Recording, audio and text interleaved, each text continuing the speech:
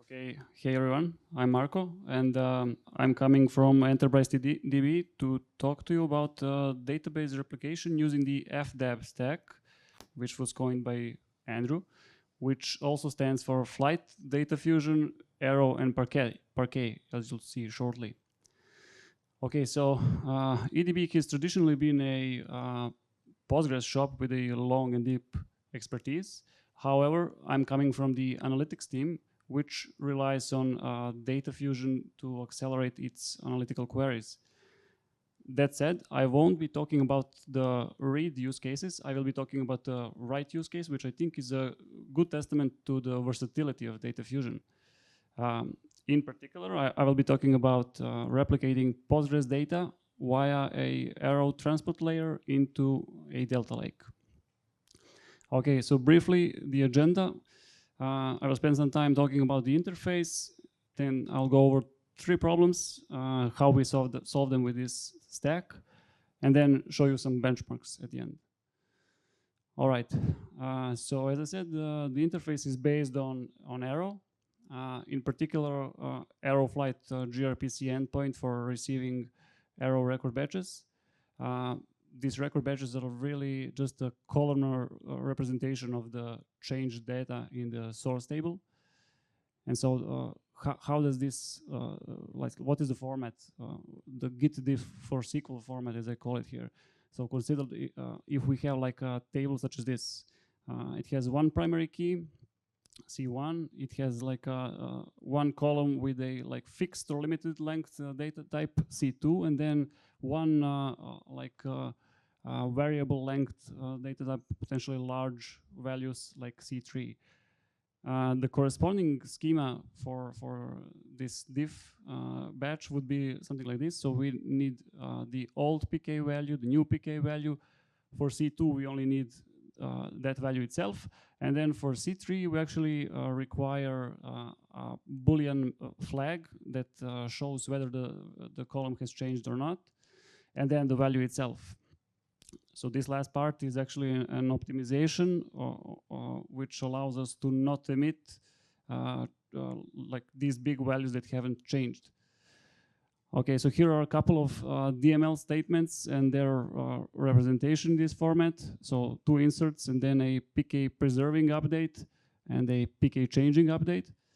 And this leads us to our first problem, which is the appearance of these so-called primary key chains. Basically, you can see that even though we have 4 rows in this change batch, this is effectively only 2 logical rows. So we would ideally like to have a change batch with 2 rows only.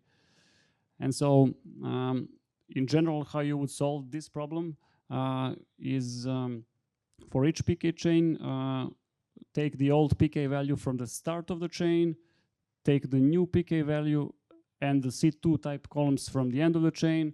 And then for C3 type columns, you actually want to take the last value where the changed flag was true, which is the extra complicating factor here.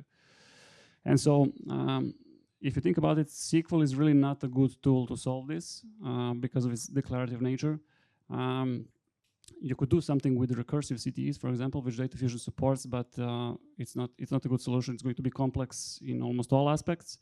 On the other hand, like you could solve this programmatically quite easily, and thankfully we can do that using the low-level Arrow API. So in particular, the row converter thing that will actually go across the columns, encode those values into a row while preserving the sorting properties of that row, and also providing it with the hashability. And with that in mind, we can like devise an algorithm such as this, written in pseudo Rust code, where we basically iterate through all the rows, use a map to keep track of all the primary key chains, and basically for each primary key chain, we store like the row ID of the start of the chain, of the end of the chain, and like this last changed equals true column. So here is how this algorithm works like in practice. to speed up a bit.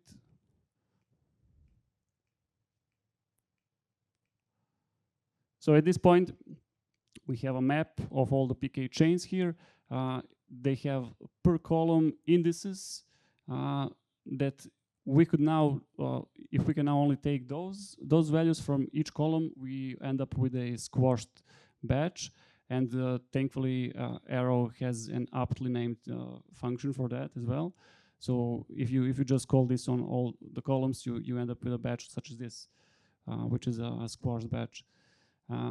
Comparing to a potential SQL solution, this is a lot simpler and also, I think, quite performant as well. Okay, so after some time, we have n batches queued up. They're all physically squashed. We want to flush those changes. So we need to do squashing between across the batches now. So with thanks to physical squashing, we're now guaranteed that across any two adjacent batches, the maximum length of these primary key chains is now 2, which means that we can actually use higher level APIs such as SQL joins and projections, and basically just make a plan to resolve these picky chains. So basically, this is the type of API that we use here, standard DataFusion stuff. There's a bit of nuance here because we allow for schema to actually differ between the batches because, for instance, for deletes, we only need the primary keys, and then for inserts, like if you don't send us a column, we treat it as null. If for updates you don't send us a column, we treat it as an unchanged value. But if you enumerate all possible combinations, you can just create projection expressions for each one, and then you're basically done and ready to apply it to the base scan. So this is our table in Delta Lake, let's say, pre-existing one. And so basically this applies also just a join and the projection. This particular approach that we rely on here is called copy and write, which means we actually rewrite all the rows that have changed. That in turn means that we really want to minimize all the rows, like scanning all the rows that haven't changed. And that leads us to this third problem. So partition pruning, basically, idea is to minimize the amount of data that we scan and rewrite for better throughput. For that, we use the standard DataFusion pruning interface, which is itself sort of built on top of Parquet file statistics and statistics in the table formats such as delta log. And so we have like two approaches for pruning. One is coarse grade pruning, which is fast and imprecise, though it can also be quite precise as well. This basically uses like let's say a medium level DataFusion API to basically get all min-max values across all batches for each primary key column, and compare it to like the statistics from the partition files. And so what this effectively amounts to is just adding a where clause such as this to the base scan. On the other hand, we also have like a fine-grained approach, which is slow and precise, though it can be quite fast as well. So this is actually triggered by a heuristic if we deem like a coarse-grained approach to be insufficient. This one uses the low-level Arrow API, which is like array-oriented for more efficiency. Basically, how this works like is we go through each primary key column, make a map, Boolean map that shows whether that particular value might be potentially found in this partition. Repeat for all primary key columns. and then combine them into a new array, Boolean array that shows whether each row in this batch can be found in this partition, and then basically we summarize that row as a single value, yes or no. Is there at least one row that can be found in this partition? And so in this case, yes. So we would take that partition in the scan, and so in this case, no. Even though some of the values in the primary key columns can be found in the partition. Okay. So with that, we now have the ability to scope out some files, reduce the amount of stuff that we scan, and ultimately that leads to better performance. Finally, we execute the plan that was generated and upload new Parquet files to Delta Lake, remove the old Parquet file from the state, not physically yet, and that all results in a new table version 2.json there. Okay, so that is, so I'll talk a bit about some benchmarks. So to make it like semi-realistic, let's say, we'll be replicating a 10 column table that has 2 primary keys to a S3-like object store with a fixed request latency like Archem's used. I use a slightly lower number because I get prettier numbers in the graph. And then for the workload, we're actually going to replicate 100 million rows in batches of 50K rows. And then we'll go to 3 phases: insert all the rows, update each row, and then delete all the rows. And so in this workload, each commit effectively changes 5 million rows.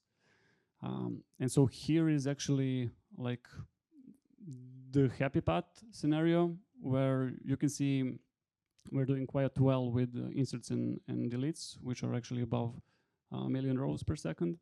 And then updates are a bit worse because they need to do more work. They need to join and rewrite stuff. That said, there is a pathological case. So this is one of them. So this is like if changes that are in these batches are completely randomized. Partition pruning does not help us at all because we end up having to scan all the partition files anyway. And so as you can see here, the throughput goes down as you're inserting, and then for updates, it sort of slowly goes down because effectively you're rewriting the entire table for each commit here. And this is like a fundamental limit of this approach that we have undertaken, copy and write. As a potential mitigation in the future, the alternative is this merge and read approach, which actually decouples the act of flushing from rewriting Parquet files. So basically, it's sort of like making it lazier, and then paying some performance penalty for the queries until the actual rewrite happens like out of the band by some other process somewhere else. Yeah, this is all actually open source. You can like check it out at this URL, and that's it. Thanks.